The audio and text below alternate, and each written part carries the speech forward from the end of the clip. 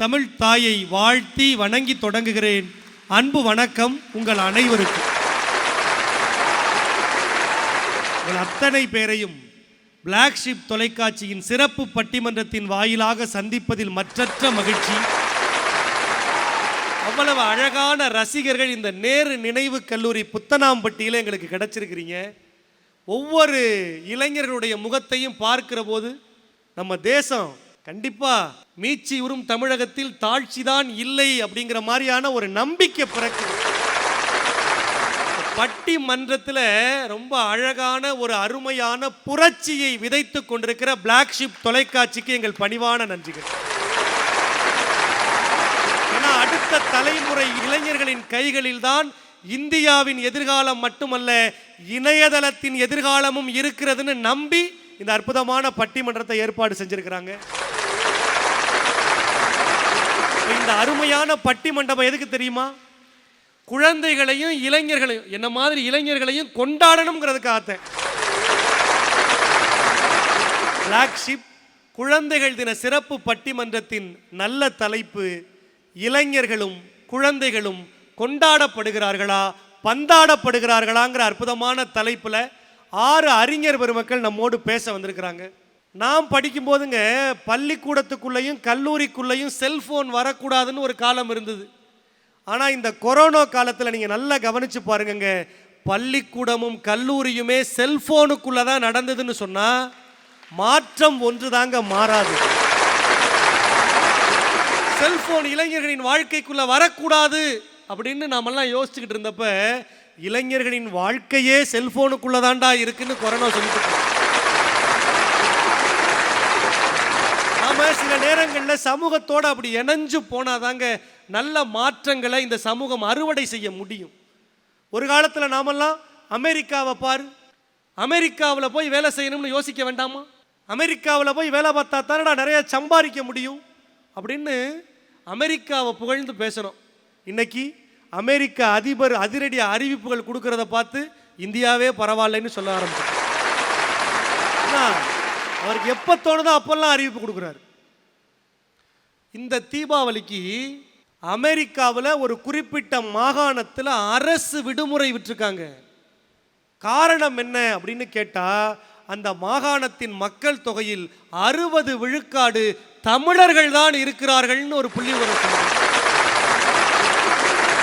Microsoft நிறுவனத்தை அமெரிக்காவில் நடத்துறீங்களே, இந்திய இளைஞர்கள் தானே பூரா வேலை செய்கிறேன், இந்திய அரசாங்கம் எங்கள் இளைஞர்களை திருப்பி கொடு அப்படின்னு ஒரு நோட்டீஸ் விட்டா உங்கள் கம்பெனியை மூடிட்டு தானே போவீங்க அப்படின்னு மைக்ரோசாஃப்ட் உரிமையாளர்கிட்ட கேட்டபோது கொஞ்சம் கூட யோசிக்காமல் பதில் சொன்னாருங்க.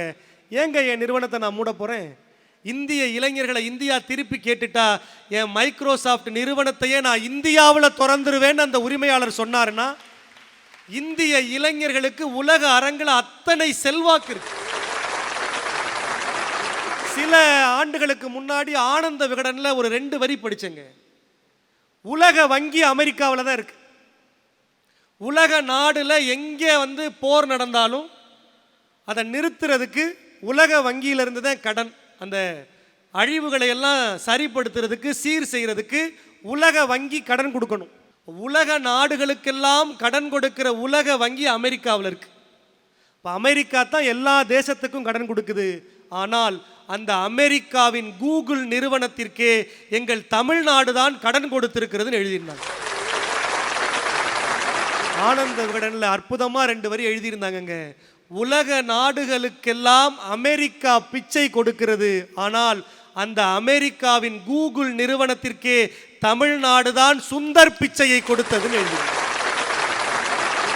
இன்னைக்கு நம்முடைய தமிழ்நாட்டில் பிறந்த அற்புதமான இளைஞர் சுந்தர் பிச்சை இன்றைக்கு உலக அரங்கில் அதிகமான மாத சம்பளம் வாங்குகிற இளைஞராக முன்னணியில் இருக்கிறார்னா இந்தியாவுக்கு அது பெருமை இல்லையா?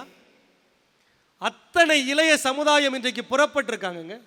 உலக அளவிலான சதுரங்க போட்டியில் வெறும் 18 வயது நிரம்பிய குகேஷ் என்கிற இளைஞன் ஜெயிச்சு இந்தியாவுக்கு பெருமையை கொடுத்திருக்கிறான்.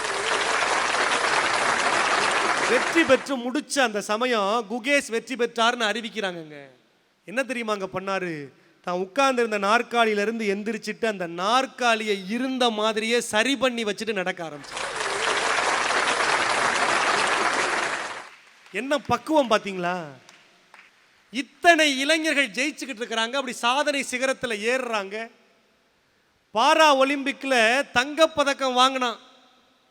அடுத்து நடந்த ஒலிம்பிக்ல அவ்வளவுதான், புகழ் உச்சி, கர்வம், அதெல்லாம் ஜெயிக்க மாட்டான்னு சொல்ல போது கடுமையான முயற்சியும் பயிற்சியும் இருந்தால் எத்தனை இடர்பாடு வந்தாலும் சாதிப்பெண்ணு தங்கப்பதக்கத்தை வென்ற அடுத்த முறையே மீண்டும் வெள்ளிப்பதக்கத்தை வாங்கி கொடுத்தாங்க மாரியப்பன் தங்கவேலு.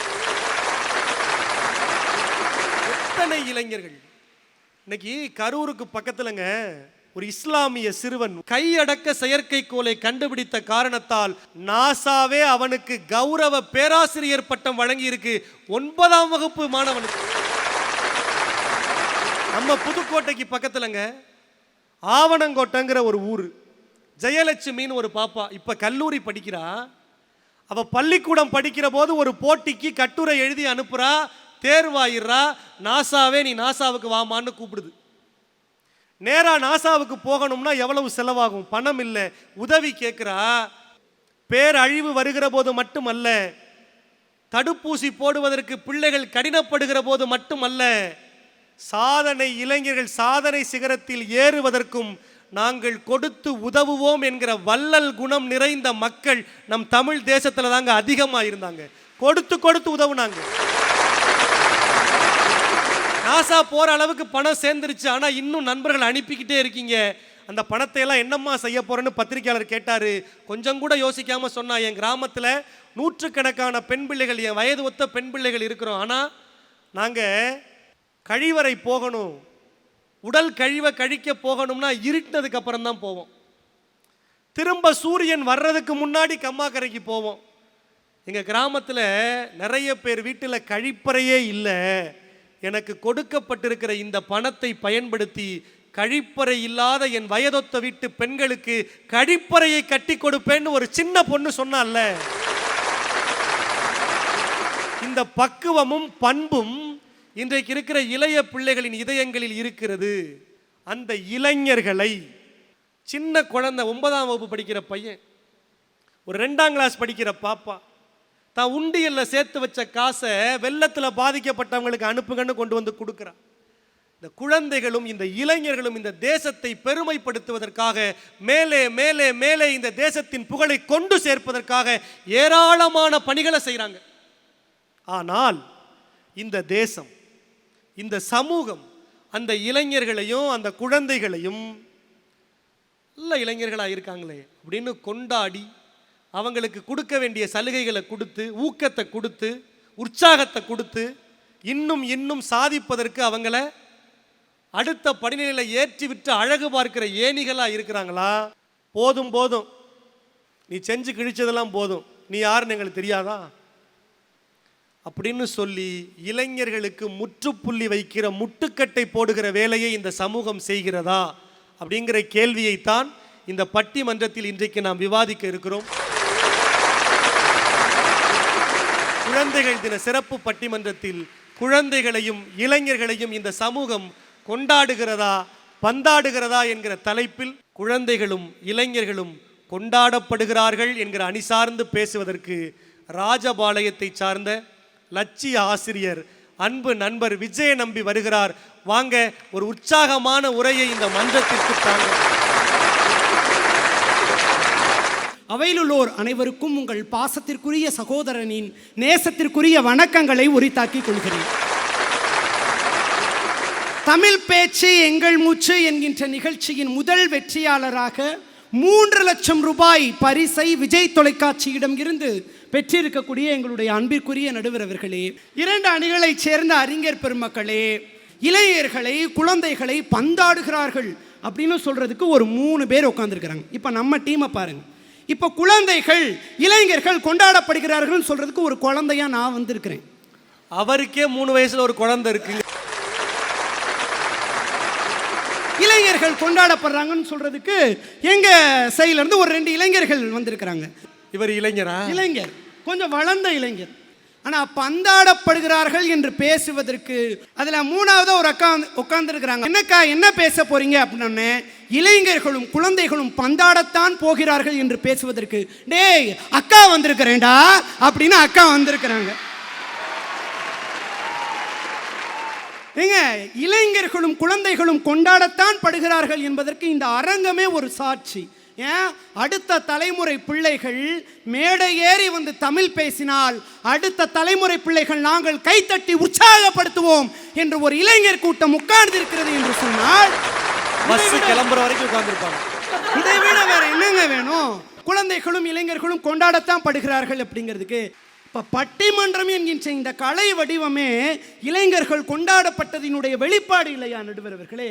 எங்க வேற ஒன்றும் இல்லை, மற்ற எல்லாத்தையும் விட்டுருவோம். பள்ளிக்கால வாழ்க்கையில குழந்தையா நம்ம இருந்திருப்போம். இப்ப கல்லூரி பள்ளிக்கூடம் படிக்கும்போது குழந்தையா தான் இருப்போம். குழந்தையா தான் இருப்போம். எப்பவுமே குழந்தையா இருக்காங்க. இப்ப கல்லூரி எப்பவுமே குழந்தையோட தான் இருப்பாரு. அடுத்து கல்லூரி பருவத்துக்குள்ள வந்தோடனே நம்ம கொஞ்சம் மகிழ்ச்சியா நட்போடு இருக்கிறோம். மற்ற எல்லாவற்றையும் விட இன்றைக்கு நட்பு என்கின்ற கொடி உயர்ந்து பறக்கிறது என்று சொன்னால் அடுத்த தலைமுறை நட்போட கெத்தா இருக்குங்க. எங்க கொண்டாட்டம்ங்கிறது என்ன? என்றைக்கோ ஒரு நாள் எனக்கு பிறந்தநாள் வர்றப்ப நமக்கு வாழ்த்து செய்தி சொல்றது கூட யாருமே இல்லையோ அப்படின்னு நினைப்போம். ஆனால் நண்பர்களாக சேர்ந்து ஆளாளுக்கு 10 ரூபா போட்டு ஒரு கேக்கை வாங்கி வெட்டி கொண்டாடுகிற போது எனக்கும் வாழ்த்து சொல்ல ஒரு நண்பன் இருக்கிறான், ஒரு நண்பி இருக்கிறாள் என்பது எவ்வளவு பெரிய உற்சாகம் நடுவர்களே. பெஸ்ட் ஃப்ரெண்ட்ஷிப்னா என்னதுப்பா, சாதா ஃப்ரெண்ட்ஷிப்னா என்னதுப்பா அப்படின்னா, இப்போ காலேஜ் படிக்கிறப்ப நடந்து வந்துட்டே இருக்கிறோம், டக்குன்னு ஒருத்தன் தடுக்கி விழுந்துட்டான்னு வச்சுக்கோங்க, டே மச்சான் என்னடா ஆச்சு அப்படின்னு தூக்கி எடுத்தான்னு வச்சுக்கோங்க, அது சாதா ஃப்ரெண்ட்ஷிப்பு. மச்சான் செத்துட்டியா அப்படின்னு கேட்டா அதுதான் ஒரு 2 நாள் அவன்கிட்ட பேசாம 3ஆவது நாள் ஃபோன் பண்ணோம்னு வைங்களேன், எடுத்தோன்னே என்னங்க கேட்கணும், என்ன மாப்பிளாச்சு 2 நாள் ஆளையே காணோம், எதுவும் உடல்நிலை எதுவும் சரியில்லையாடா, வீட்டில் எதுவும் விசேஷமா, வெளியூர் ஏதாவது போயிருந்தியா, இப்படி தானேங்க கேட்கணும். இப்படிலாம் கேட்டால் சாதா ஃப்ரெண்ட்ஷிப்பு. த பெஸ்ட் ஃப்ரெண்ட்ஷிப் எப்படி தெரியுமா? இன்னும் இருக்கியாடா, செத்துட்டேன்னு நினச்சேன். நேற்றைய தலைமுறை வீட்டுக்குள்ள நண்பன் வந்து பேசுவாங்களா, தெருவோட போயிருங்க, இன்னைக்கு என் நண்பன் என் அம்மாவை அம்மான்றாங்க, என் அக்காவை அக்கான்றாங்க. ஒரு குடும்பம் ரீதியா இன்றைக்கு உறவுகளா நட்பு மாறி இருக்கிறது என்று சொன்னால் இளைஞர்களும் குழந்தைகளும் கொண்டாடத்தான் படுகிறார்கள். பந்தாடப்படணும்னு நினைக்கிறவங்க வாலிபால் கிரவுண்டுக்கு போய் பந்தாடுங்க, மேடையில் வந்து பந்தாடாதீங்க. ஏங்க, இங்க நிறைய இளைஞர்கள் இருக்கிறாங்க, செமஸ்டர் ஃபுல்லா உட்காந்து படிச்சு ஃபர்ஸ்ட் மார்க் எடுக்கிறதுல இல்லைங்க பெரிய விஷயம், லாஸ்ட் நைட் உட்காந்து படிச்சு பாஸ் மார்க் எடுக்கிறோம் பாருங்க, அதுதான் பெரிய விஷயம். நறுங்களே, இன்றைக்கு லீடியன் நாதஸ்வரம் என்கின்ற பிள்ளை குழந்தையாக இருந்த போது வேர்ல்டு பெஸ்ட் என்று அமெரிக்காவில் 7 கோடி பரிசு வாங்கினான். இன்னைக்கு அந்த பிள்ளை என்ன தெரியுமா செஞ்சிருக்கிறான்? இளைஞனான பிறகு திருக்குறள் இசை என்று 1330 குறளுக்கும் இசை வடிவத்தை ஒரு இளைஞன் தந்திருக்கிறான் என்று சொன்னால், இன்றைய சூழலில் பெற்றோர்களால், ஆசிரியர்களால், இந்த சமூகத்தால் இளைஞர்கள் கொண்டாடத்தான் படுகிறார்கள், பந்தாடப்படுகிறார்கள் என்று சொல்வதெல்லாம் பொய் என்று கூறி விடை பெறுகிறேன். நன்றி, வணக்கம்.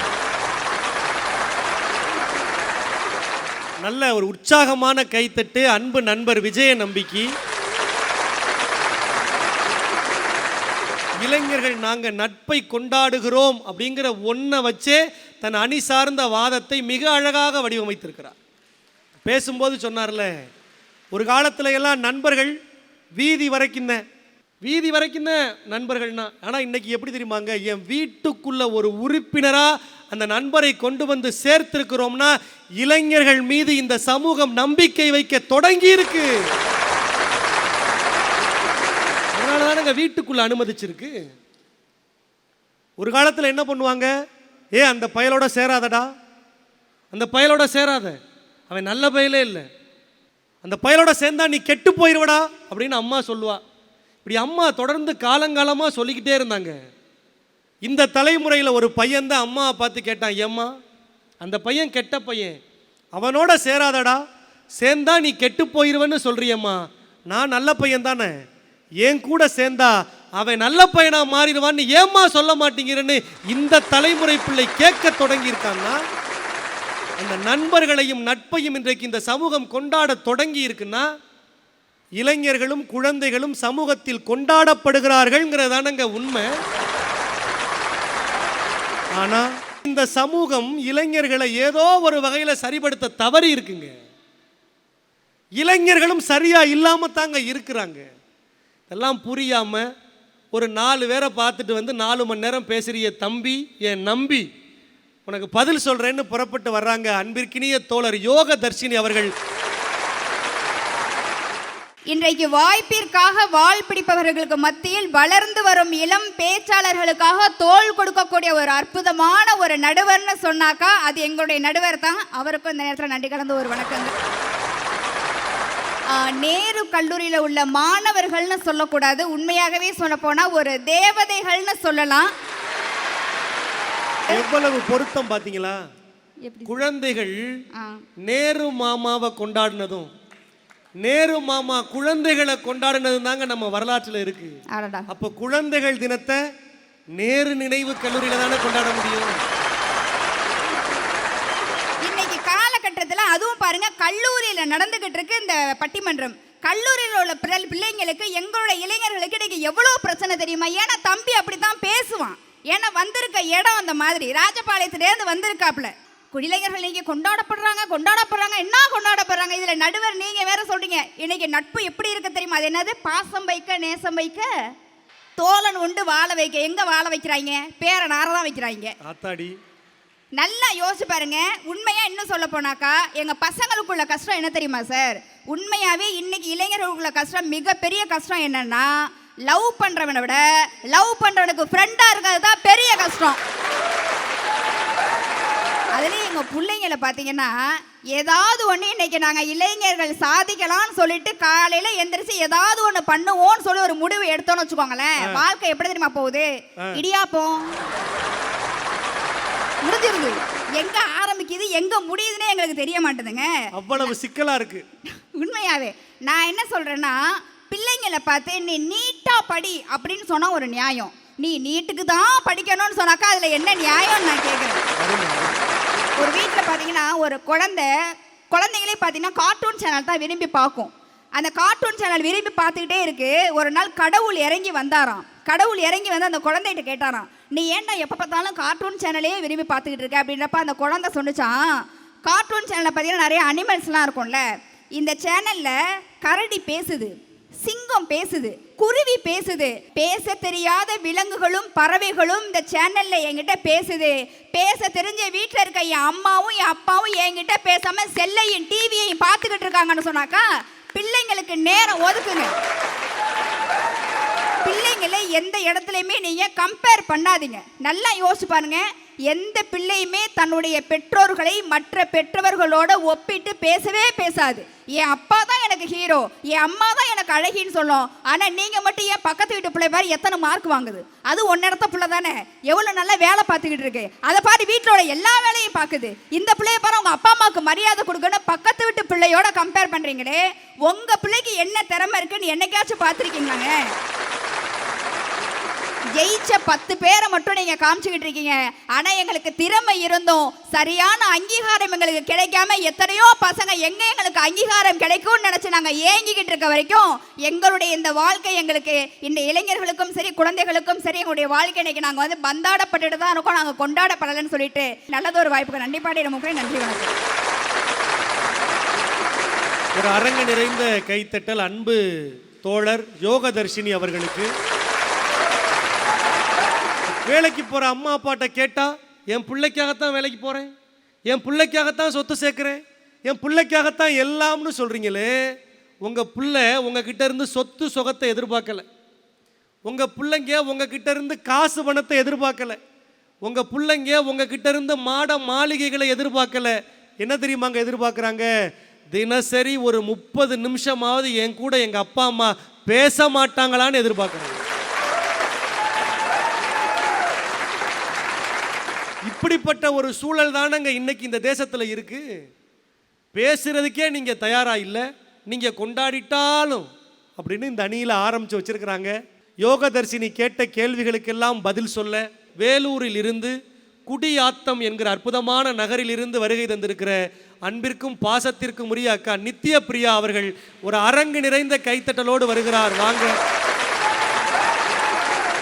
பெரும் மதிப்பிற்கும் மரியாதைக்கும் உரிய நடுவர் அவர்களுக்கும் பிளாக் ஷீப் டிவி நேயர்கள் அத்துணை பேருக்கும் அன்பான வணக்கம். அற்புதமான ஒரு தலைப்புங்க. இளைஞர்கள் சூழ்ந்து இருக்கக்கூடிய இந்த இடத்துல கேட்கக்கூடிய ஒரு நல்ல கேள்வி. குழந்தைகளும் இளைஞர்களும் கொண்டாடப்படுகிறார்களா இல்லை பந்தாடப்படுகிறார்களா அப்படின்னு கேட்ட கேள்விக்கு எதிரணியிலிருந்து பேசின யோகதர்ஷினி வச்ச வாதத்தை பார்க்கும் பொழுது எனக்கு ஒரே ஒரு வரி தாங்க ஐயா பேசணும்னு தோணுது. என்னது? யாருன்னா நிறுத்துங்களேண்டா அவனை.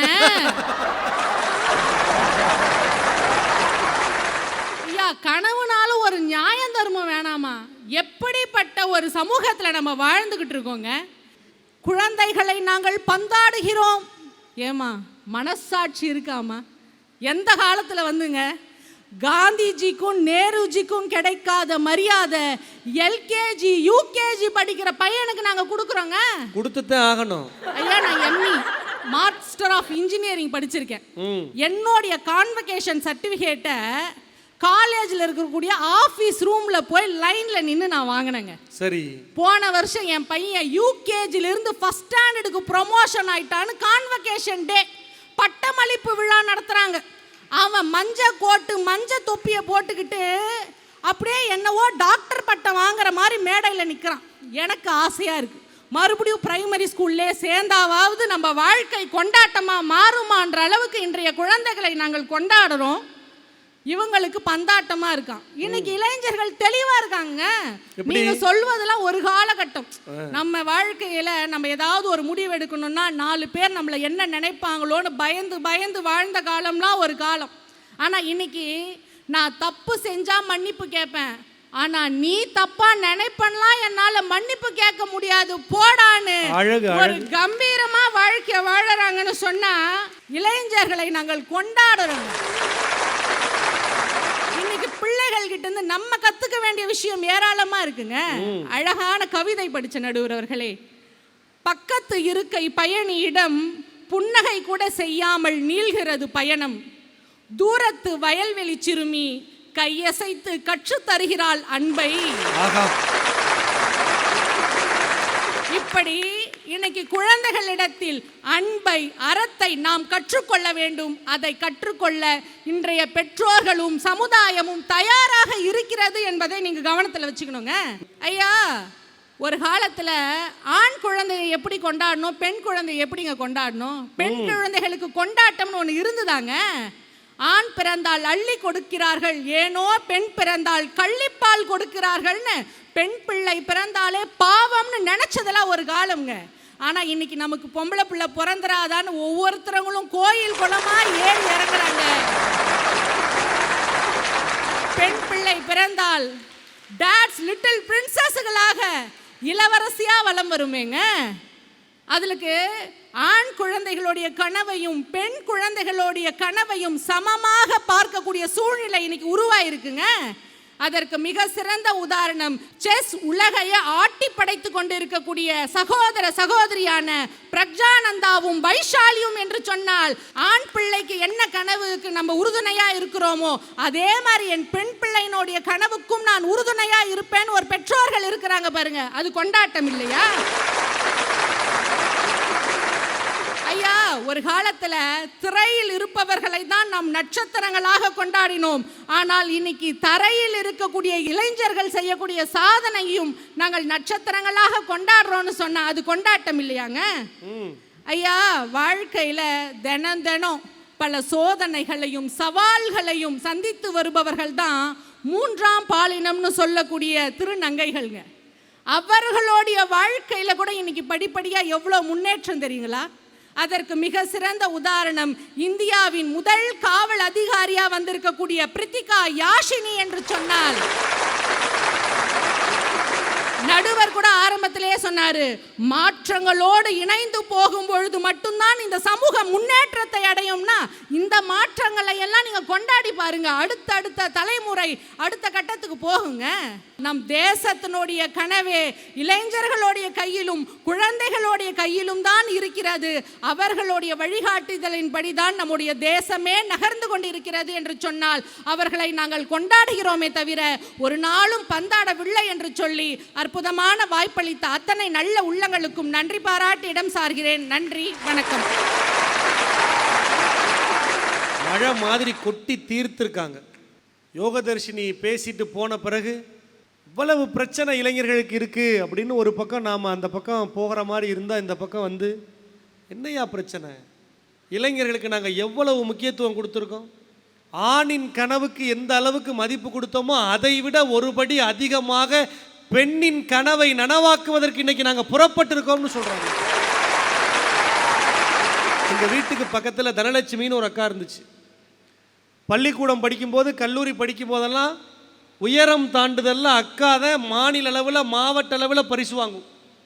19 வயசில் அந்த அக்காவுக்கு கல்யாணம் பண்ணி வச்சாங்க. மாமியா சொன்னுச்சு, உயரம் தாண்டுறது நீளம் தாண்டுறது வாசப்படியை கூட தாண்டக்கூடாது. கனவுக்கு முட்டுக்கட்டை போட்டாங்க. ஆனால் 19 வயதான ஒரு இளம் பெண்ணை நமக்கு திருமணம் பண்ணி வச்சுட்டாங்க. நம்ம அம்மா மாதிரி அவளையும் அடுப்படிக்குள்ளேயே நாம் போட்டு முடக்கிறத விட கனவுகளோடு இருக்கிற என் மனைவிக்காக நான் பணியாற்றுகிறேன்னு சொல்லி இன்றைக்கு தனலட்சுமி என்கிற அந்த இளம் பெண்ணை சாதனையாளராக மாற்றியிருக்கார்ல ஒரு ஆண் கணவன் நண்பன். இன்னைக்கு நாங்கள் கொண்டாட தொடங்கி இருக்கிறோம். சாதனையாளர்களை உதாரணம் காட்டினதோட மட்டும் இல்லைங்க, அந்த சாதனையாளர்களை இந்த சமூகம் எப்படி கொண்டாடுதுன்னு சொல்லி பேசியிருக்கிறாங்க. இவ்வளவு பேசின பிறகு நான் இந்த அணியில் இருந்தேன்னா புதுக்கோட்டைக்கு அடுத்து எத்தனை மணிக்கு பஸ்ஸுன்னு கேட்டு பேகை எடுத்துகிட்டு புறப்பட்டுருப்பேன். ஆனால் அவங்க தமிழ்நாடு அரசு கொடுத்த விருதெல்லாம் வாங்கியிருக்காங்களாம். இளம் வயதில் தூய தமிழ் பேசுவதற்காக தமிழ்நாடு அரசு வழங்குகிற தூய தமிழ் பற்றாளர் விருதை வென்றிருக்கிற, சின்னத்திரையில் நாம் பார்க்கிற எண்ணற்ற நிகழ்ச்சிகளை பின்னிருந்து இயக்கி கொண்டிருக்கிற, முன்னணி நட்சத்திரமாக மிளிர்ந்து கொண்டிருக்கிற சின்னத்திரை இயக்குனர் சிங்கப்பெண் சிவநந்தினி அவர்கள் ஒரு அரங்கு நிறைந்த கைத்தட்டலோடு வர்றாங்க.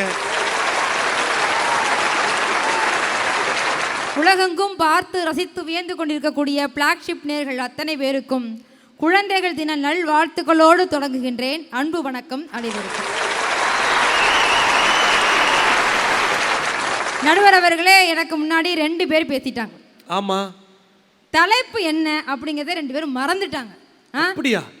இதில் அவர் வாத்தியார் வேற, இதில் அந்த அம்மா எம்இ வேற, பெருமை வேற.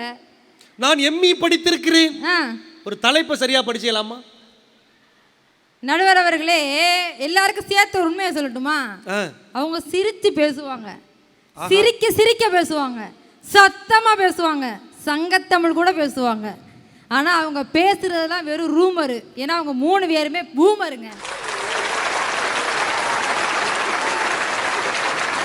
ஒரு மனசாட்சி வேண்டாமா? தலைப்பு என்ன?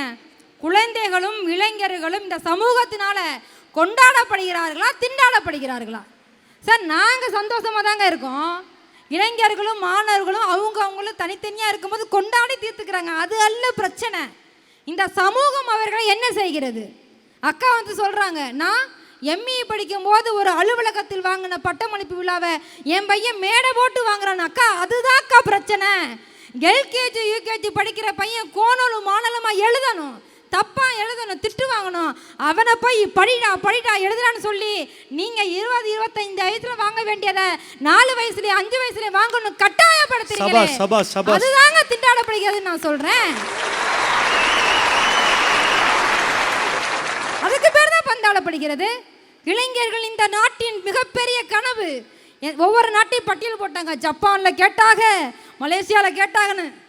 ஏன் பாவம், அவனுக்கு ரைம்ஸ் கூட ஒழுங்கா பாட தெரியாது. அவனை கூட்டியாந்து நீ பாடணும்டா, 50 லட்ச ரூபா வீட்டை நாம வாங்கணும்டா, நீ பாடணும்டா, 50 லட்ச ரூபா வீட்டை நாம வாங்கணும்டா, நீ தான்டா சூப்பர் சிங்கர்னு சொல்லி இன்னைக்கு இருக்கிற பிள்ளைகளை பாடா படுத்துறியலேம்மா. நியாயம் வேண்டாமா? அதில் என்ன கொடுமைனா நடுவர் அவர்களே, அந்த குழந்தைக்கு அதில் ஆசை இருக்குது, விருப்பம் இருக்குது, அந்த திறமை இருக்குன்னா பெற்றோர்கள் கூட்டி கொண்டு கிளாஸில் விடலாங்க. பக்கத்து வீட்டில் ஒருத்தி ஆடுறாங்கிறதுக்காக இவங்க பிள்ளைய டான்ஸ் கிளாஸில் சேர்க்கறது, மேல் வீட்டுக்காரன் பாட்டு கிளாஸ் போகிறான்னு இவங்க பிள்ளைய கொண்டு பாட்டு கிளாஸில் சேர்க்கறது, இங்கே ஆக்டிங் கிளாஸ் போகிறாங்கன்னு சொல்லிட்டு மாமே மக ஆக்டிங் கிளாஸ் போகிறான்னு இவனை கொண்டு சேர்க்கறது. அடுத்தவன் ஆடுறான், ஓடுறான், பாடுறான், குதிக்கிறான்னு தன் பிள்ளைக்கு என்ன திறமை இருக்கு என்று கூட தெரியாமல் இந்த சமூகத்திற்காக பிஞ்சு குழந்தைகளை நீங்கள் சிதைத்து கொண்டிருக்கிறீர்களே, அதுதாங்க பந்தாடப்படுகிறது. ஒரு விளம்பரத்தில் அண்ணாச்சி சொல்வார்ல, மேல் வீட்டில் இருக்கு, கீழ் வீட்டில் இருக்கு, எதிர் வீட்டில் இருக்கு, உங்க வீட்டில் இருக்கா அப்படிங்கிற மாதிரி இன்னைக்கு வீதிக்கு வீதி போர்டு வைக்கிறாங்க. டான்ஸ் கிளாஸ் இருக்கு, பாட்டு கிளாஸ் இருக்கு, ஸ்விம்மிங் கிளாஸ் இருக்கு, எல்லா கிளாஸும் இருக்கு. எனக்கு போக பிடிச்சிருந்தா தானடா நான் போக முடியும். இதோட இன்னொரு பெரிய கொடுமை என்ன தெரியுமா? சரி ரைட்டுன்னு அந்த குழந்தையும் அப்பா அம்மா பேச்சை கேட்டு வந்துருங்க. உடனே இப்போ நடிகைகள்லாம் இன்ஸ்டாகிராம், ஃபேஸ்புக் ஓப்பன் பண்ணி அக்கௌண்ட் ஓப்பன் பண்ணி வச்சுருக்காங்களே, அந்த மாதிரி குழந்தை பிறக்கும் போதே அவங்க ஒரு பேர் வச்சிடறாங்க. அவ்வளோவே இளைஞர்கள் நாட்டின் கண்கள்னு சொல்கிறீங்களேங்க. எத்தனை இளைஞர்கள் படித்த படிப்புக்கு வேலை இல்லாமல் இன்றைக்கு வரைக்கும் திண்டாடி கொண்டு இருக்கிறார்கள் தெரியுமா? வந்து கொண்டாடுறோன்னு பேசிக்கிட்டு இருக்கீங்க. அவங்க பெண்கள் இன்னைக்கு உச்சி முகர்ந்து கொண்டாடுறாங்க. ஒரு கவிஞன் ரொம்ப அழகா சில ஆண்டுகளுக்கு முன்னாடி ஒரு கவிதை எழுதினான். நம்மெல்லாம் பட்ட படிப்பு படித்து முடிச்ச உடனே 10th முடிச்ச உடனே எம்ப்ளாய்மெண்ட் ஆஃபீஸில் பதிவு பண்ணுறா, 12th முடிச்சோடனே எம்ப்ளாய்மெண்ட் ஆஃபீஸில் பதிவு பண்ணு, டிகிரி வாங்கினவுடனே எம்ப்ளாய்மெண்ட் ஆஃபீஸில் பதிவு பண்ணுடா. இப்படி சொல்லி தானேங்க நம்மெல்லாம் வளர்ந்தோம். அதான் ஒரு கவிஞன் ரொம்ப அழகாக எழுதினான், இந்த எம்ப்ளாய்மெண்ட் ஆஃபீஸ் எல்லாத்தையும் இடிங்க, அதை கற்ற வேலையவாவது எங்கள் இளைஞர்களுக்கு கொடுங்கடான்னு எழுதுனான்னா அவ்வளவு தூரம் இங்கே வேலை வாய்ப்பு திண்டாட்டம் இருக்குங்க. பெண்களை உச்சி முகந்து பாராட்டினாங்களேங்க. நீங்கள் என்னங்க பாராட்டுறீங்க? பெண்கள் என்ன அளவுக்கு உயர்ந்து விட்டார்களோ கொண்டாடப்படுறாங்கன்னு நீங்கள் சொல்றீங்க. இந்த சமூகத்தினால அவங்க ஒவ்வொரு நாளும் பந்தாடப்படுறாங்கங்க. எவ்வளோதான் படிச்சிருந்தாலும் கூட இன்னுமே வீட்டுக்கும் வேலைக்கும் புருஷனுக்கும் பிள்ளைக்கும் இடையில பந்தெடுக்கிற மாதிரி, ரன் எடுக்கிற மாதிரி அங்கேயும் இங்கேயும் ஓடி ஓடி கலைக்கிற பெண்கள் எவ்வளோ பேர் இருக்காங்க தெரியுமா? அதை எப்படிங்க நீங்கள் கொண்டாடப்படுறாங்கன்னு சொல்லுவீங்க? எவ்வளோதான் படித்த பொண்ணாக இருந்தாலும், வேலைக்கு போகிற பொண்ணாக இருந்தாலும் அதெல்லாம் வீட்டுக்கு வெளியில தான். நீ வீட்டுக்குள்ளே வந்துட்டா நீ ஊருக்கே ராணியாக இருக்கலாம், வீட்டில் ஒருத்தனுடைய பொண்டாட்டின்னு இன்னைக்கு வரைக்கும் முடக்கிறாங்களேங்க. அது எப்படி நீங்கள் கொண்டாடப்படுவீர்கள்னு சொல்லுவீங்க? அழகாக ஒரு புது கவிஞன் சொன்னாங்க, புத்தகங்களை குழந்தைகளை கிழித்து விடாதீர்கள்னு பதிவு செய்தான். என்ன அர்த்தம் தெரியுமா? குழந்தைகள் அவ்வளவு மென்மையானவர்கள், அவங்க ரொம்ப எளிமையானவர்கள். குழந்தைகளை குழந்தைகளாக இருக்க விடுங்கள். நீங்கள் சின்ன வயசுலேயே பெரியவனாகணும்னு ஆசைப்படுறீங்க. அவன் பெரியவனாகி என்ன முடிவு பண்ணிடுறான்? சின்ன வயசுலேயே ஒன்றும் பழகலையே, பெரியவனாகி என்ன செய்ய போகிறோங்கிற ஒரு விரக்திக்கு வந்துடுறாங்கங்க. சமீப காலமாக கடந்த 10 ஆண்டுகளில் தற்கொலைகள் அதிகமாக இருக்குன்னு நம்ம செய்தித்தாளில் பார்க்குறோம். அதுக்கு என்ன காரணம்? பெற்றோர்கள் கொண்டாடுறதா இருந்தால் ஏங்க தற்கொலை பண்ணிக்கிறாங்க? இந்த சமூகம் அவர்களை அங்கீகரிக்கிறது என்று சொன்னால் ஏங்க அவங்க தற்கொலை செய்து கொள்ள போகிறார்கள்? சரியான படிப்பு இருந்தும் நல்ல வேலை இல்லை, நல்ல வேலை இருந்தும் இந்த சமூகத்தின் நல்ல பேர் இல்லை. நல்ல பேரும் நல்ல படிப்பும் நல்ல வேலை இருந்தால் நிம்மதி இல்லைன்னு ஒவ்வொரு நாளும் இல்லை இல்லை இல்லை என்கின்ற கொடுமைகளுக்கு மாணவர்களும் இளைஞர்களும் பிள்ளைகளும் தள்ளப்படும் போது நிச்சயமாக கொண்டாடப்படவில்லை, அவர்கள் பந்தாடப்படுகிறார்கள் என்பதுதான் என்னுடைய வாதம். நடுவர்களே, நான் இப்படி சொல்லி முடிக்கிறேங்க. நீங்கள் அத்தி பூத்தார் போல ஒரு செஸ் சாம்பியன் வந்தனால பாராட்டுறீங்க, ஒரு தனலட்சுமி வந்தனால பாராட்டினீங்க. தமிழ்நாட்டில் இந்தியாவில் எத்தனை குகேசிகள் பிறந்திருப்பார்கள், எத்தனை தனலட்சுமிகள் வந்திருப்பார்கள், எத்தனை அப்துல் கலாம் பிறந்திருப்பார்கள். ஏன் ஒருவர் பெயருக்கு பின்னால் இன்னொரு பெயர் வரவில்லை என்று சொன்னால் அவர்கள் இந்த சமூகத்தால் திண்டாடப்படுகிறார்கள், பந்தாடப்படுகிறார்கள், அவர்களுக்கு ஒரு நல்ல அடையாளமும் அங்கீகாரமும் கிடைக்காமல் தவிக்கப்படுகிறார்கள். அதனால் இளைஞர்களும் குழந்தைகளும் ஒரு நாளும் கொண்டாடப்படவில்லை, அவர்கள் இந்த சமூகத்தால் பெற்றோர்களால் பந்தாடப்படுகிறார்கள் என்ற வேதனையை பதிவு செய்து, இது நாள் வரைக்கும் குழந்தைகளை நீங்கள் தொந்தரவு செய்பவர்களாக இருந்தால் உங்கள் குழந்தையின் மழலை பேச்சு 5 நிமிடம் இருந்து கேளுங்கள். குழல் இனிது யாழ் இனிது என்பதன் மக்கள் மழலை சொல் கேளாதவர் என்ற ஐயன் வாக்குவனின் வள்ளுவத்தை சொல்லி அந்த வரிகளுக்கு ஏற்றாற்போல் குழந்தைகள் இந்த சமூகத்தில் வளர வேண்டும். குழந்தைகள் ஆரோக்கியமாக வளர்ந்தார்கள், இளைஞர்கள் ஆரோக்கியமாக வளருவார்கள். இளைஞர்கள் ஆரோக்கியமாக வளர்ந்து விட்டார்கள் என்று சொன்னால் இந்த நாடு வல்லரசு நாடாக பயணப்படும் என்கின்ற ஆசையும் தெரிவித்துக் கொண்டு வாருங்கள், பந்தாடுபவர்கள் பந்தாடிக் கொண்டே இருக்கட்டும். ஒரு நாள் நாமும் கொண்டாடப்படுவோம். நன்றி, வணக்கம்.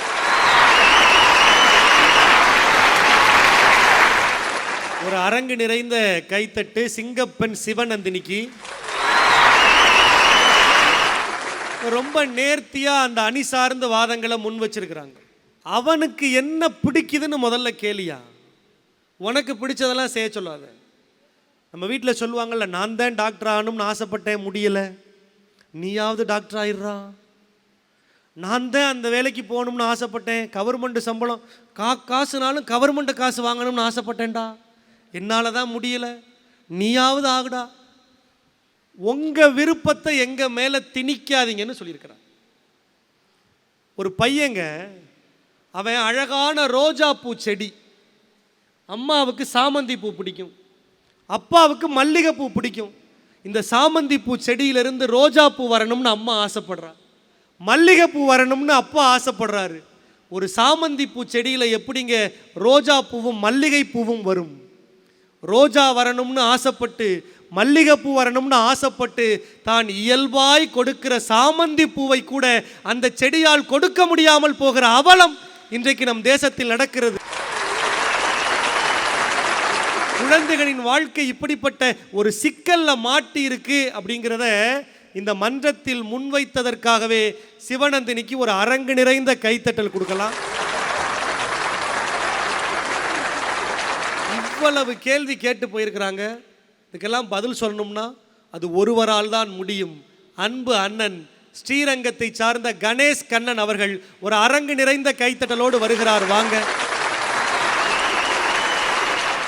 தான் வாழ்ந்த சமூகத்தை தலை நிமிரச் செய்து தமிழால் உலகமெங்கும் பெயரெடுத்துக் கொண்டிருக்கக்கூடிய மரியாதைக்கும் போற்றுதலுக்கும் உரிய நடுவர் பெருந்தகை அவர்களே, ஆஹா, இல்லங்கள் தோறும் மனதால் குழந்தைகளாக நினைத்துக் கொண்டு குழந்தைகள் தினத்தை கொண்டாடி கொண்டிருக்கக்கூடிய பிளாக் ஷீப் தொலைக்காட்சி நேயர்கள் அத்துணை பேருக்கும் அன்பு கலந்த வணக்கத்தினை தெரிவித்துக் கொள்கிறேன். இங்க என்ன பிரச்சனைன்னு தெரியல. ஆமா, என்ன பிரச்சனை? தலைப்பே என்ன கொடுத்திருக்கிறாங்க? எனக்கு தலைப்பிலேயே சந்தேகமா இருந்தது. இவங்க ரெண்டு பேர் பேசினோன்னு இந்த தலைப்பையே பந்தாடக்கூடிய பாங்கு பெற்றவர்கள் தான் இவங்க ரெண்டு பேருங்கிறத இப்ப எனக்கு தெரிய வந்தது. நாங்கள்லாம் பூமரா, அதுக்கு இந்த சைட்ல இருந்து 26 பேர் கைத்தட்டி இருக்கீங்க. அந்த 26 பேரை அவர் நோட் பண்ணி வச்சிருக்காரு. நந்தினி மேடைக்கு வர்றதுக்கு முன்னாடி ஒவ்வொருத்தரா வரேன். நந்தினி மேடைக்கு வர்றதுக்கு முன்னாடி ஒரு பையன், அக்கா நான் உங்களோட செல்ஃபி எடுத்துக்குவான்னு கேட்டான். தம்பி செல்ஃபி எடுத்துப்பேன், ஆனால் எதிரில் பேசக்கூடிய 3 பேர் பேசும்போது கையை தட்டினா கையை உடச்சி போடுவேன், மிரட்டிட்டு வாங்கி இங்கே உட்காந்துருக்கிறா. அப்படி நடுவர் அவர்களே, என்னென்ன பேச்சு பார்த்தீங்க அப்படின்னா, நீங்கள் நந்தினியை அறிமுகப்படுத்திய போது என்ன சொன்னீங்க? நீங்கள் அவங்களுக்கு என்ன விருது கொடுத்துருக்குறாங்க? தூய தமிழ் பற்றாளர் விருது. ஐயா, அந்த விருதோடு நிறுத்தாம இந்த நிகழ்வு இவ்வளவு சீரும் சிறப்புமாக நடக்கிறது என்று சொன்னால், விழுந்த பலகையிலிருந்து உபசரிப்பிலிருந்து உங்கள் எல்லோர் மனதிலும் இடம் பிடித்து நீங்கள் கைத்தட்டி இந்த இலங்கையை வாழ்த்தி கொண்டிருக்கிறீர்களே, அப்ப பந்தாடப்படுறாங்களா கொண்டாடப்படுறாங்களா? ஏமா மனசாட்சி வேண்டாமாமா? மனசாட்சி வேண்டாமா? கைத்தட்டுக்கு பின்னாடி முதுகுல எவ்வளவு தழும்பு இருக்குங்கிறது எனக்கு மட்டும் தான்டா தெரியுங்கிற மாதிரி. நடுவர் அவர்களே, அதையும் நான் நினைச்சு பார்க்கிறேன். எது வந்தாலும் எதிராளியை தாக்குவது அல்ல வலிமை, எதிர்கொண்டு தாங்குவதே வலிமை என்று நிறுத்தினது நந்தினி இல்லையா? என்னமா கதையா விடுறியா? உங்க உருட்டுக்கு ஒரு அளவு வேண்டாமா? அடுத்தது என்ன? அதாவது நடுவர் அவர்களே, பெற்றோர்கள்னு ஏன் பேர் வந்தது தெரியுமா? ஏன் வந்தது? இறைவனால் நமக்கு குழந்தை என்னும் வரத்தை பெற்றதால் தான் பெற்றோர் என்ற பெயர் வந்தது. என்னன்னா, குழந்தை இல்லாம எவ்வளவு பேர் கஷ்டப்பட்டு இருக்கிறாங்க தெரியுமா? அவங்களுக்கு அது ஒண்ணு. அடுத்தது என்னவா? எல்லாம் படிச்ச படிப்புக்கு வேலை இல்லை, படிச்ச படிப்புக்கு வேலை இல்லைன்னு சொல்றீங்களே நந்தினி, மரியாதைக்குரிய நந்தினி அவர்களே, எங்க இளைஞர்கள் எப்படி தெரியுமா? புத்தனாம்பட்டியில் இருக்கக்கூடிய நேரு மெமோரியல் காலேஜில் காலையில் படிச்சுட்டு சாயந்தரம் இந்த மொபைல் ஃபாஸ்ட் ஃபுட் சென்டர்னு படித்த படிப்போடு தான் வேலைக்கு சென்றால் எனக்கு தான் சம்பளம் கிடைக்கும், எங்கிட்ட வேலைக்கு வந்தால் 1000 பேருக்கு வேலை கொடுப்பேன்னு எங்கள் இளைஞர்கள் செய்து கொண்டிருக்கிறார்கள் என்று சொன்னால் உண்மை. இன்னைக்கு சமீபத்தில் தமிழ்நாட்டில் சுய தொழில் தொடங்க வேண்டும் என்கிற ஆர்வம் மிக்க இளைஞர்கள் அதிகரித்திருக்கிறார்கள்.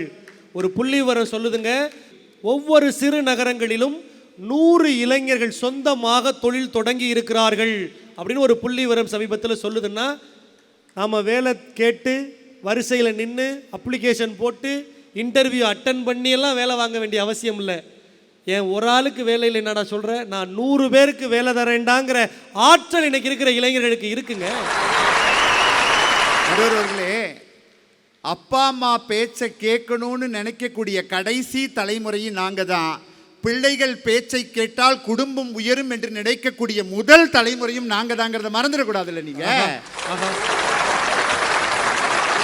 ஊரில் ஒரு பெண் பிள்ளை இருக்கு. அந்த பெண் பிள்ளையோட அப்பா யார் தெரியுங்களா? பால் வியாபாரம் செய்யக்கூடியவர். சைக்கிளில் வச்சு மிதிச்சுக்கிட்டே பால் வியாபாரம் பண்ணுறாரு. இந்த பிள்ளைக்கு என்ன ஆசை தெரியுங்களா? சைக்கிள் போட்டியில் முதலிடம் வரணும்னு ஆசை. அந்த பெண் பிள்ளை என்ன பண்ணுறது தெரியுங்களா? அவர் அப்பா சைக்கிளை மிதிச்சு சைக்கிள் ரேஸில் முதல் பரிசு வருதுங்க. தமிழ்நாடு அல்ல, இந்திய அளவில் 6 தங்கப்பதக்கத்தை இந்த குழந்தை கிடைக்கப்பட்டிருக்கிறது. அந்த பிள்ளைகிட்ட போய் கேட்குறாங்க, ஏம்மா உனக்கு சைக்கிள் இல்லையம்மா, அப்பா சைக்கிளில் தானம்மா ஓட்டினேன், எப்படிம்மா இது பண்ணோன்னே? அந்த பெண் பிள்ளை சொல்லுது, சில நேரம் எங்கள் அப்பா சைக்கிளுக்கு பின்னாடி உட்கார்றதுக்கு ஒரு இடம் இருக்கும். எங்கள் அப்பா ஓட்டி கலைச்சாருன்னா அவர் பின்னாடி உட்கார வச்சுட்டு நான் ஓட்டி பயிற்சி எடுத்தேன். எவ்வளவு பெரிய சைக்கிள் நவீனமாக வந்தாலும் என் அப்பா சைக்கிளில் கிடைத்த வெற்றி தான் பெரிய வெற்றின்னு சொல்லுதுன்னா எங்க என்ன பேசிட்டு இருக்கிறீங்க? விஷயத்தை நல்லா புரிஞ்சுக்கணும். நீங்கள் சமீபத்தில் சிஏ தேர்வில், அதாவது ஆடிட்டர் தேர்வில் முதலிடம் பிடித்த ஒரு பெண் குஜராத் மாநிலத்தில் இருக்கிறா. அவங்க அப்பா அம்மா 2 பேரும் என்ன செய்கிறாங்க தெரியுமா? அவருடைய தாயார் கழிவறை சுத்தம் செய்யக்கூடியவர், அவருடைய தந்தையார் காலணி தேய்த்து கொடுக்கக்கூடியவர். இவங்க 2 பேரும் சேர்ந்து கஷ்டப்பட்டு படிச்சிடுறாங்க. சிஏல முதலிடம் வர அந்த பொண்ணு மேடையில் ஏறி அங்கீகாரம் படுத்தும் பொழுது, என்ன காரணத்தினால உங்களுக்கு உத்வேகம் சிஏவை முடிச்சிங்கன்னு கேட்டதுக்கு அவங்க அப்பா அம்மாவை நிறுத்தி வச்சு அவ சொன்ன காரணம் என்ன தெரியுங்களா? அனைவரையும் மெய்சில் இருக்க வைத்தது. என்னை இந்த அளவுக்கு கொண்டு வந்தது வேற எதுவும் இல்லை, என்னுடைய ஹார்ட் ஒர்க் டெடிகேஷன்லாம் இல்லை. உன்னால் முடியும், நீ முடியலன்னா யாராலையும் முடியாதுன்னு எங்கள் பெற்றோர்கள் கொடுத்த ஊக்கத்தினால்தான் நான் சிஏவை முடித்தேன் என்று சொன்னால், வீடுகள் தோறும் இன்று குழந்தைகள் தினம் கொண்டாடி கொண்டிருக்கிறோம். வீடுகள் தோறும் எல்லா குழந்தைகளையும் கொண்டாடி கொண்டிருக்கக்கூடிய வேளையிலே நீங்க 3 பேரும் பந்தாடுறீங்கன்னு சொல்றதா இருந்தா உங்க சிஸ்டம் இன்னும் அப்டேட் ஆகலன்னு அர்த்தம். சிஸ்டம் அப்டேட் பண்ணுங்க, இல்லைன்னா கரப்ட் ஆயிடுவீங்கிற ஒரு காஷன் நோட்டீஸ் கொடுத்து வாய்ப்பளித்த அத்துணை நல்லுள்ளங்களுக்கும் நன்றி பாராட்டி விடைபெறுகிறேன். நன்றி, வணக்கம். ஒரு உற்சாகமான கைத்தட்டு கொடுங்க அன்பு அண்ணன் கணேஷ் கண்ணன் அவர்களுக்கு. அந்த அணி சார்ந்து வாதங்களை தொகுத்து எத்தனை சாதனையாளர்கள் இருக்கிறாங்க, அவங்கள நாம் எப்படியெல்லாம் ஊக்குவிச்சு அடுத்த கட்டத்துக்கு கொண்டு போகிறோம், எப்படி நாங்கள் பண உதவி கொடுத்து அவங்கள மேலே ஏற்றுறோம், கொடுக்குற பணத்தை அந்த பிள்ளைகள் எப்படி அடுத்த கட்டத்துக்கு உதவி பண்ணுறாங்கங்கிற ஒரு தெளிவான வாதத்தை இந்த மன்றத்தில் முன்வைத்து பேசியிருக்கிறார். கடைசியில் அவருக்கு கோர்ட்டில் இருந்தால் நோட்டீஸ் வரும்னு நான் கேள்விப்பட்டிருந்தேன். கடைசியில் காஷன் நோட்டீஸையும் அவருக்கு அனுப்பிச்சி வச்சிருக்கிறாரு. எல்லா இடங்களிலும் தன் நகைச்சுவை உணர்வால் நிரம்பி இருக்கிற விஜய் தொலைக்காட்சியின் மூலமாக உலக புகழ் பெற்றிருக்கிற அன்பு அண்ணன் நாஞ்சில் விஜயன் அவர்கள் ஒரு அரங்கு நிறைந்த கைத்தட்டலோடு வருகிறார். வாங்க. நடுவர் அவர்களே, என்னை எல்லா இடத்துலையும் பார்க்கலான்னு சொன்னீங்க, ஆனால் நேரு கல்லூரி மாணவர்கள் இதயத்திலும் பார்க்கலான்னு இங்கே வந்து தான் கண்டுபிடிச்சேன். அதில் எங்கள் அண்ணன் கணேஷ் அண்ணன் பால்வடியும் முகம் கேள்விப்பட்டிருப்பீங்க. யாராவது பார்க்கணும் நல்லா பார்த்துக்குங்க. 30 லிட்டர் பால் பிடிக்கலாம் அந்த முகத்தில். இங்கே சிஸ்டம்லாம் கரப்டாக இருக்கான். அது எங்கள் சிஸ்டத்தெல்லாம் அப்டேட் பண்ணணுமா? அப்டேட் கூட 5 நிமிஷத்தில் பண்ணிடலாம். ஆனால் உங்கள் சிஸ்டத்தெல்லாம் வைரஸ் புகுந்துருக்கு. முதல்ல எல்லா வைரஸையும் அழிக்கணும். ஆளப்பேர் இதுல வேற நந்தினியை பார்த்தீங்களா? சிங்கப்பெண் அவங்களை கொண்டாடவில்லையா? காலையிலிருந்து 3 மணி நேரம் திண்டாட வச்சதே அவர்தான். 30 போன் பண்ணிருக்கு இந்த பட்டிமன்றத்துக்கு வர வைக்கிறதுக்கு. இத்தனைக்கு திருச்சி பாலத்துக்கு அடியில் வீட்டை வச்சுக்கிட்டு இங்க வரதுக்கு 4 மணி நேரம். கேட்டா டிராபிக்கா. எவ்வளவு திண்டாட வச்சுக்கிட்டு சும்மா வாய் இருக்குன்னு அடிச்சு விட்டுக்கிட்டே இருக்காப்ல. 1 லட்சம் ரூபா ஒரு குழந்தைக்கு பரிசு கிடைச்சுதான். அதை தன்னோடு 10 படிக்க முடியாத வேலை குழந்தைகளுக்குலாம் அந்த குழந்தை பிரிச்சு கொடுத்துச்சான். இதெல்லவா கொண்டாட்டம்? தனக்கு கிடைத்த 1 லட்சம் ரூபாய் பரிசை அனுபவிக்காமல் ஒரு குழந்தை போனதே அதல்லவா திண்டாட்டம். அந்த நிலையிலும் 10 குழந்தைகள் காசு இல்லாமல் படிக்காமல் இருக்கிறது அல்லவா, அதல்லவா திண்டாட்டம். நாங்க 3 பேர் பேச வந்திருக்கோம். அடுத்து ஆண் குழந்தையும் பெண் குழந்தையும் இன்னைக்கு சமமா பார்க்குறாங்களாம். உண்மைதாம்மா. ஒரு காலத்துலாம் பெண் குழந்தைய ஒரு மாதிரி பார்த்துட்டு ஆண் குழந்தையெல்லாம் கொண்டாடினாங்க. ஆனால் இன்னைக்கு பாருங்க, எல்லாம் பெண் குழந்தை பிறந்தா போதும், அடடா மகாலட்சுமி பிறந்திருக்கா, மகாலட்சுமி பிறந்திருக்கா. எங்கள் ஆம்பளை பிள்ளை பிறந்த வந்து தொலைஞ்சிருக்கு பாரு. வரவர ஆண்களுக்குலாம் மரியாதை இல்லை மேடம். நீங்க கல்யாணம் மட்டும்தான் இல்லை. ஆமா, கல்யாணம் வீட்டுக்குள்ள கூட போகும்போது பாங்களேன், மருமகளே மருமகளே வா வா, உன் வலது காலை எடுத்து வைத்து வா வா. எவ்வளோ அழகா பாட்டு போடுவான். கூட தான் நம்மால் போவான், மடப்பயல மடப்பயல வா வா. எவனாவது பாட்டு போடுறாங்க. காந்திஜி, நேருஜி இவர்களுக்கு இணையாக இன்னைக்கு எல்கேஜி குழந்தைகளை நாங்கள் மதிக்கிறோம். எங்க மதிக்கிறீங்க? எல்கேஜியில் சேர்க்கணும் 1.5 லட்சம் ரூபா கொடுக்க வேண்டியிருக்கு.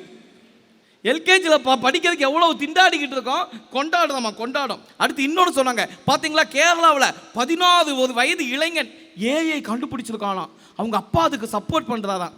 அதை கூட மன்னிச்சலாம். கணேசன் சொன்னாப்ல, 56 வயசு ஆன என்னை என் மகன் 27 வயசு போல காட்டுகிறான். அடடா, இதெல்லவா கொண்டாட்டம். அதே ஏஐல தான் இளம் பெண்களை பழக்கமே இல்லாமல் இன்னொருவருடன் ஒப்பிட்டு கொண்டு போட்டு அந்த இளைஞர்களை திண்டாட வைக்கிறார்களே, இதுதான் எங்களுடைய திண்டாட்டம் சொல்லி தான் நாங்கள் பேச வந்திருக்கோம். இன்னைக்கு இளைஞர்கள்லாம் எவ்வளவு நட்போடு இருக்கோம், சந்தோஷமா இருக்கோம். உண்மைதாங்க. இன்னைக்கு அத்தனை இளைஞர்களும் நாங்கள் நண்பர்களோடு ஒன்றுக்கு ஒன்றா, ஃப்ரெண்டுக்கு ஒன்றுனா உடனே உயிரை கொடுக்கறதுக்காக நட்பு எங்கள்கிட்ட இருக்கு. ஆனால் அதை ஏற்றுக்கொள்வதற்கு உங்களுடைய சமுதாயம் தயாராக இருக்கிறதா? இன்னைக்கு உங்க காலேஜில் 4 பசங்க ஒண்ணா உட்காந்து நின்று நிம்மதியா பேச முடியுமா? உடனே ஏதாவது ஸ்டாஃப் என்னடா பேசியிருக்கேன்னு திட்டுவாங்களா இல்லையா? நட்பை புரிஞ்சுக்கிறாங்களா இல்லையா? உங்களுக்காக தான் பேச வந்திருக்கேன். ரோட்ல 5 பசங்க ஒண்ணா கூடி ஜாலியா போக முடியுதா இல்லையா? எங்க நட்பை கொண்டாட முடியலங்க. ஒரு பர்த்டேயை செலிப்ரேட் பண்ண முடியல. அவ்வளவு ஏன் ஒரு ஆம்பளை பிள்ளையும் பொம்பளை பையனும் அவங்களுக்குள்ள உண்மையான நட்பு தாங்க இருக்கும். ஒரு ரோட்ல நிம்மதியா நடக்க முடியுதா? உடனே பாக்குறவன் என்ன சொல்லுவான், பாத்தியா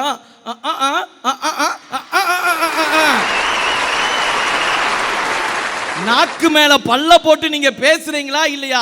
எங்களுடைய உண்மையான நட்பை புரிந்து கொள்வதற்கு உங்களுடைய சமுதாயம் இன்னைக்கு தயாராக இல்லை. எங்களுடைய நட்பு இன்னைக்கு திண்டாடப்படுகிறது. எவ்வளவு பிரச்சனை ஐயா! இளைஞர்களுக்கு மட்டும் இல்லைங்க, குழந்தைங்களுக்கு இன்னைக்கு அதிகமான பிரச்சனை. நடுவர்கள் இன்னைக்கு எந்த வீட்லயாவது குழந்தைக்கு தாலாட்டு பாடுறாங்களா? ஆமா. ஒரு காலத்துல அழகா அம்மாவுடைய சேலையில தொட்டில் கட்டி மாமன் அடித்தானோ மல்லிகைப்பூ சண்டாலே, அத்தை அடித்தாளோ அரளிப்பூ சண்டாலே, அப்படி எவ்வளவு அழகா பாட்டு பாடி கொண்டாடுவாங்க.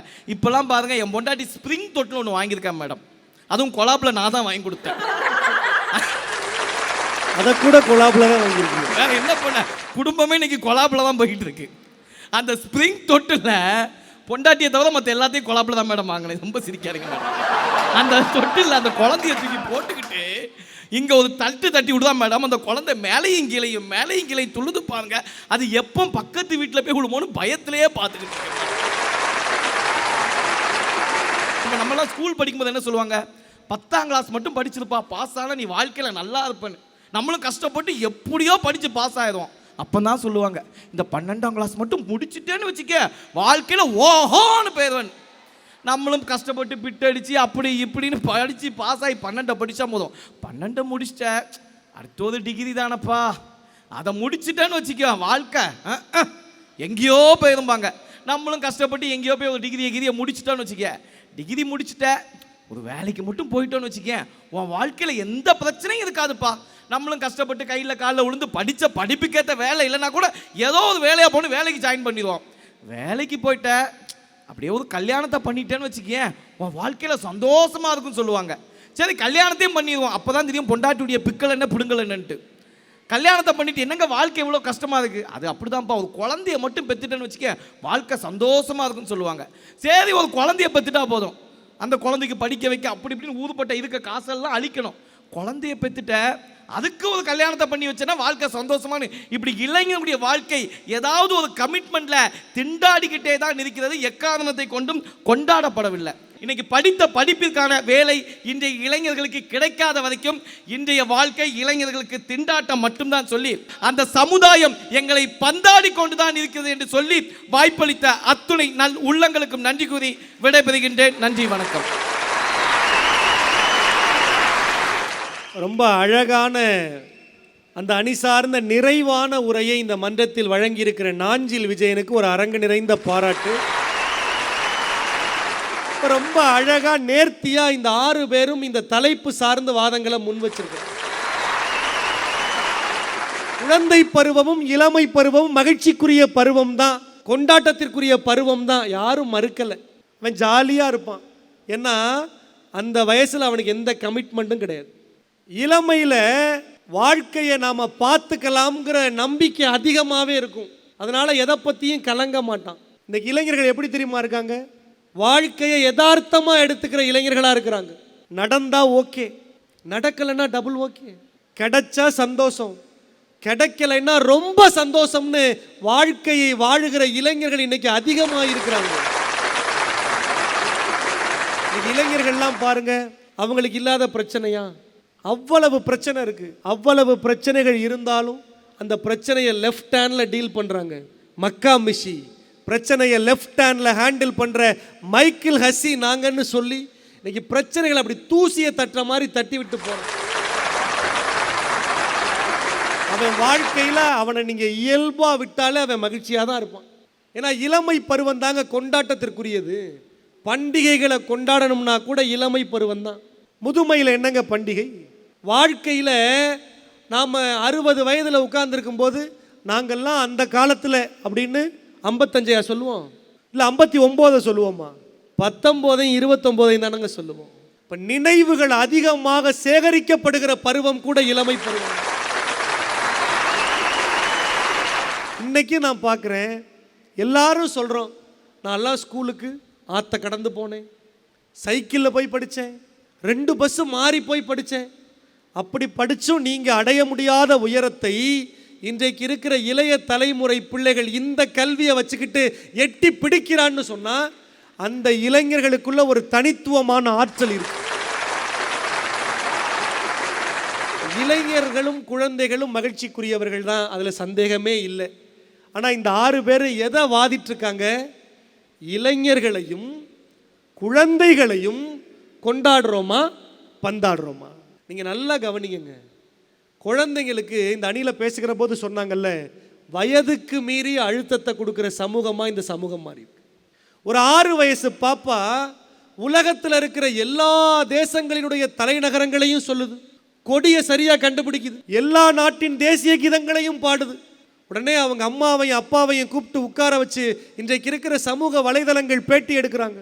ஒரு அரசியல் கட்சியில் ஒரு 12 வயசு பையன் மேடை ஏறி எதிர்கட்சியில் இருக்கிற 60 வயது அனுபவம் உள்ள முதிர்ந்த அரசியல் தலைவரை ஒருமையில் பேசுகிறான். அவங்க அம்மாவும் அப்பாவும் இப்படி ஒரு புரட்சி பிள்ளையை பெற்றிருக்கீங்களேன்னு சமூகம் எங்களை பாராட்டுதுன்னு வாய்க்கூசாமல் பேசுகிறாங்க. ஆனால் யோசிச்சு பாருங்க, எந்தெந்த வயசில் எதை எதை செய்யணுமோ அந்தந்த வயசில் அதை செய்யணும். ஒரு காலத்தில் 8 வயசு 10 வயசில் கல்யாணம் பண்ணி வச்சாங்க, குழந்தை திருமணம்னு. அது சமூகத்துக்கும் இந்த பண்பாட்டுக்கும் உகந்தது இல்லைன்னு நாம் ஒரு முடிவுக்கு வந்து அதை மாற்றிக்கிட்டோமா இல்லையா? பெண்ணின் திருமண வயது 18, அது கூட இன்னைக்கு 21 மாறிடுச்சு. காலம் ஒரு மாறுதலுக்கு உட்பட்டு பெண்ணின் திருமண வயது 21 அப்படின்னு மாற்றிருக்கு. இப்போ குழந்தை திருமணம் தான் சரின்னு நாம் இன்னைக்கு இருக்க முடியுமா? மாறி இருக்கு. ஒரு காலத்தில் காமராஜர் அப்படிங்கிற ஒரு மிகப்பெரிய தலைவர் இந்த தேசத்தின் முதலமைச்சராக இருந்தபோது ஒரு சின்ன பையன் மேடையில் நின்று எதிர்க்கட்சி தலைவரை பேசுகிறான், அரசியல் பேசுகிறான். தன் சொந்த கட்சியிலேயே தன் விருப்பமான தலைவருக்கு எதிராக செயல்படுகிற முதிர்ந்த தலைவரை ஒருமையில் பேசுகிறான். இதை கேட்டுக்கொண்டு மேடை ஏறுகிற காமராஜர் அந்த பையனை கூப்பிட்டு, இந்த வயசில் நீ இந்த பேச்சு பேசக்கூடாது, நீ முதல்ல படித்த அதிகாரம் இருக்கிற ஒரு துறையில் போய் உட்கார்ந்து அரசு அதிகாரியா மக்கள் அலுவலரா வா, அதற்கு பிறகு மக்களுடைய குறை தீர்க்கிற வேலையை நீ செய்யு சொல்லி அந்த இளைஞனை கொஞ்சம் கொஞ்சமாக ஆற்றுப்படுத்தினார். இன்னைக்கு அந்த இளைஞர் தான் ஓய்வு பெற்ற IAS அதிகாரி பாலகிருஷ்ணன் IAS ஆக இருக்கிறார்னா,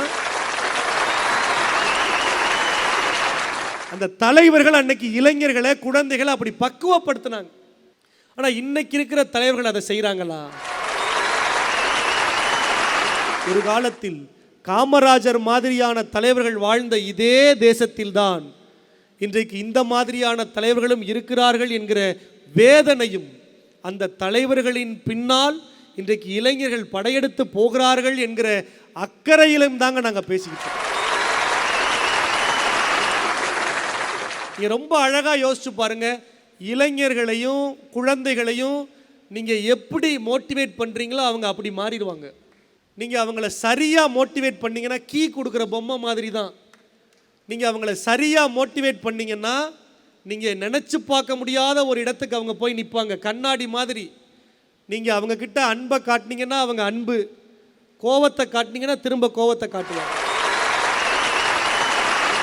அப்ப பக்குவமாக பார்த்து பார்த்து செதுக்க வேண்டிய இந்த குழந்தை பருவத்தையும் இளமை பருவத்தையும் இன்றைக்கு இந்த சமூகம் சரியாக பக்குவப்படுத்தாமல் விட்டிருக்கிறது என்கிற கவலையில் தாங்க இந்த அணி பந்தாடப்படுறோம், உங்களுக்கு தெரியலையா அப்படின்னு கண்ணீரோட பதிவு செஞ்சுருக்கிறாங்க.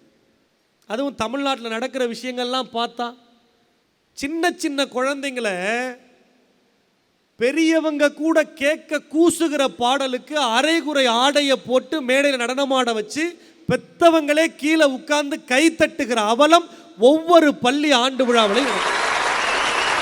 எத்தனையோ பள்ளி ஆண்டு விழாவுக்கு சிறப்பு விருந்தினராக போகிறோம், பரிசு கொடுத்தவொன்னே புறப்படணும்னு புறப்பட்டுருவேங்க. ஏன் தெரியுமா?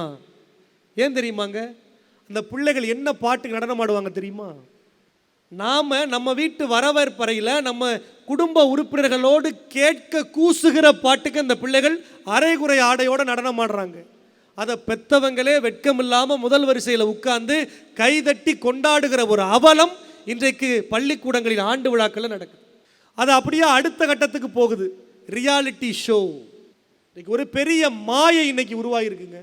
இந்த குழந்தைய இப்படி எப்படியெல்லாம் மாற்றி இப்படி டிவியில் அப்படி கொண்டு வந்து இப்படி டான்ஸ் ஆட வச்சு இப்படி பாட்டு பாட வச்சு பெரிய பெரிய வீட்டை ஜெயிக்கலாம், பல லட்சத்தை ஜெயிக்கலாம்னு இன்றைக்கு பெற்றோர்கள் தப்பான ஒரு முடிவு எடுக்கிறாங்க. நான் அன்னைக்கு ஒரு சின்ன பாப்பா, ஒரு ரியாலிட்டி ஷோவில் வெற்றி பெற்ற ஒரு பாப்பா, அந்த பாப்பா 8 வயசு இருக்கிற பாப்பா எப்படிங்க நடந்துக்கணும்? எப்படி நடந்துக்கணும்? அந்த பொண்ணு அந்த அந்த நடக்கிற அந்த ரியாலிட்டி ஷோவில் அவங்களுக்கு சொல்லப்பட்ட விஷயங்களை உள்வாங்கி அவங்க அம்மாவும் அப்பாவும் இந்த நடிகையை காட்டி இவங்களை காட்டி இவங்கள மாதிரி இவங்கள மாதிரி இவங்கள மாதிரின்னு சொல்லி சொல்லி சொல்லி அந்த 8 வயசு பாப்பாக்குள்ள ஒரு தீர்க்கமான ஒரு எண்ணத்தை அப்படி விதைச்சு, நீ சாதாரணமான ஆள் இல்லை, அவங்க நார்மல் பீப்புள் கிடையாது அப்படின்னு ஆழமாக விதைச்சு ஒரு 8 வயது குழந்தைக்குள்ள ஒரு விஷமத்தனத்தை இன்னைக்கு விதைச்சு வைக்கிறோம்னு சொன்னால் அதை இந்த சமூகம் தான் செய்யுது. அவனுக்கு திறமை இருக்கு, அந்த திறமைக்கேற்ற அங்கீகாரம் கிடைக்கணும்னு நீங்கள் ஆசைப்படுறீங்க, அதில் தப்பே இல்லை. ஆனால் அந்த அங்கீகாரம் உடனடியாக கிடைக்க வேண்டும் என்பதற்காக நீங்கள் தேர்வு செய்கிற வழிதான் தவறாக இருக்குன்னு இவங்க பேச.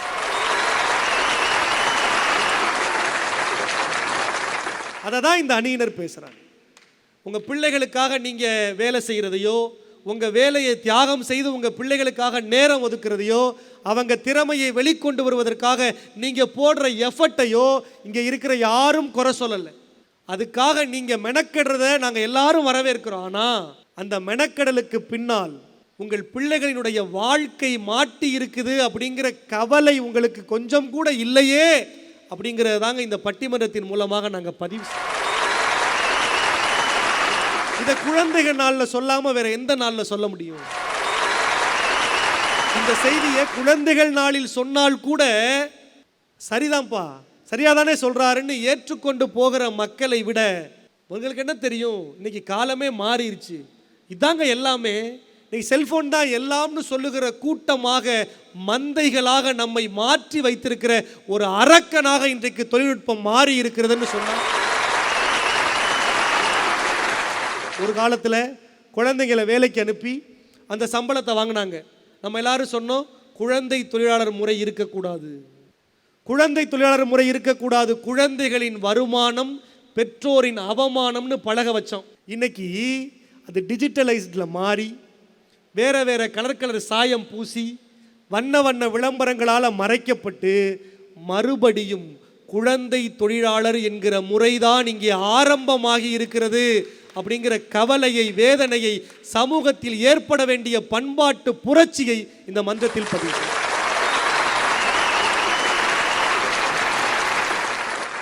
அந்த காலத்தில் குழந்தைகளின் வருமானம் பெற்றோரின் அவமானம்னு விட்டுலாமா? எந்த காலத்திலும் குழந்தைகளின் வருமானம் பெற்றோருக்கு அவமானமாகத்தாங்க இருக்கும்.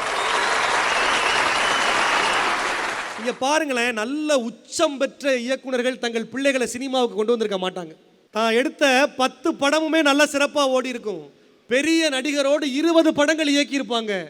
ஏன் அவங்க பிள்ளைகளை கதாநாயகனாகவும் கதாநாயகியாக வச்சு படம் எடுக்க முடியாதா அவங்களால? ஆனால் அவங்க என்ன தெரியுமா பண்ணியிருப்பாங்க, தன் பிள்ளைக்கு தன்னிடத்தில் இருக்கிற பணத்தை வைத்து ஒரு படம் எடுப்பதை விட அந்த பணத்தை ஒரு கல்லூரியில் கட்டி வாழ்க்கை பாடம் எடுப்பது தான் வாழ்க்கைக்கு உதவும்னு சொல்லி நல்ல வழியில் தங்கள் பிள்ளைகளை கொண்டு போய் சேர்க்கிறாங்க. ஏன் அவங்களுக்கெல்லாம் தெரியாதா? ஆனால் இந்த சூழலில் மாட்டி சிக்கிறது யார் தெரியுமா? நம்மை போன்ற நடுத்தர மக்கள் தான். அவங்கள போல நானும் வந்துடக்கூடாதா, அவங்கள போல என்னுடைய குடும்பமும் வசதியாக வாழ முடியாதாங்கிற ஏக்கம். நாம் செய்கிறது தவறுன்னு கூட தெரியாம தொடர்ந்து அந்த தவறை நாம் செஞ்சுக்கிட்டே இருக்கோம். இந்த பட்டிமன்றத்தில் குழந்தைகள் சாதிக்கிறார்கள். இவங்க சொன்னாங்கல்ல, கரூர் பக்கத்தில் ஒரு பாப்பா சாதிச்சான், கேரளாவில் ஒரு பையன் சாதிச்சான். இன்னைக்கு நண்பர்கள் நாங்கள் எல்லாரும் சேர்ந்து கல்லூரியையும் பள்ளிக்கூடத்தையும் மகிழ்ச்சியாக கொண்டாடுறோம். இன்னைக்கு பெற்றோர்களும் சமூகமும் அரசாங்கமும் நிதி உதவி கொடுத்து ஊக்கப்படுத்தி பிள்ளைகளை கொண்டாட தொடங்கிருச்சு. இதுவும் இந்த தேசத்தில் நடக்குது. ஆனால் அளவீட்டு முறையில் பார்க்கிற போது சாதிக்கிற குழந்தைகளின் எண்ணிக்கையை விட இந்த சமூக சீரழிவில் சிக்கி இருக்கிற குழந்தைகளின் எண்ணிக்கை தான் அதிகமாக இருக்கிறது என்கிற காரணத்தால். ஆனால் இன்னைக்கு நீங்கள் நல்லா கவனிங்க, இளைஞர்களை சரியாக ஆற்றுப்படுத்தினா பெரிய அரசியல் மாற்றம் நடக்கும். குழந்தைகளை சரியான பாதையில் ஆற்றுப்படுத்தினா இந்த தேசத்தில் மிகப்பெரிய பண்பாட்டு மாற்றமே நடக்கும். இப்போ கத்தி மாதிரி தான். இந்த கத்தியை நாம் இன்றைக்கு சர்வசாதாரணமாக குழந்தை கையில் கொடுக்குறோம். இந்த கத்தியை அந்த குழந்தையே அதுக்கு பிடிச்ச மாதிரி பயன்படுத்திக்கிட்டோம்னு சொல்லுகிற அந்த பொறுப்பு எப்படிங்க பெற்றோருக்கு இருக்கு? பிள்ளைகளை சரியாக பக்குவப்படுத்தி வழிநடத்த வேண்டிய பொறுப்பு பெற்றோருக்கு இருக்கிறது, ஆசிரியர்களுக்கு இருக்கிறது, பேராசிரியர்களுக்கு இருக்கிறது, கல்வி நிறுவனங்களுக்கு இருக்கிறது. அதையெல்லாம் ஒரு படி தாண்டி அரசாங்கத்திற்கு இருக்கிறது, அரசியல் தலைவர்களுக்கு இருக்கிறது. பாருங்க, டிவியில் நாம் பார்க்குற மாதிரி நிகழ்ச்சியாக வாங்க இருக்கு அந்த பெரிய முதலாளி நிகழ்ச்சி. குழந்தைகளுக்கு காட்டி இந்த அங்கிள் மாதிரி நீ வரணும்டான்னு சொல்ல முடியுமாங்க? நாம் ஒருத்தரை காட்டி இவர் போல என் பிள்ளை வளரணும்னு சொல்லி ஆசைப்படுற மாதிரியான உதாரணங்கள் இல்லாத ஒரு ஊடகத்தில் நம் பிள்ளைகளை கொண்டு போய் சேர்க்க வேண்டும் என்று ஆசைப்படுகிறோமே, நம் பிள்ளைகளை உயர்ந்தவர்களாக மாற்ற வேண்டும் என்று நாம் நினைக்கிறோமா, ஊதாரிகளாக மாற்ற வேண்டும் என்று நினைக்கிறோம்? பிளாக்ஷிப் குழந்தைகள் தின சிறப்பு பட்டிமன்றத்தில் குழந்தைகளும் இளைஞர்களும் இந்த சமூகத்தில் மகிழ்ச்சியாக வாழ, அவர்கள் வாழ்க்கை முழுவதும் கொண்டாட்ட மனநிலையிலேயே அவர்கள் வாழ்க்கையை கழிக்க, அவர்கள் வாழ்க்கை களிப்பாக மகிழ்ச்சியாக அமைய தயவு செய்து நீங்கள் சும்மா இருந்தால் மட்டும் போதும் என்று சொல்லி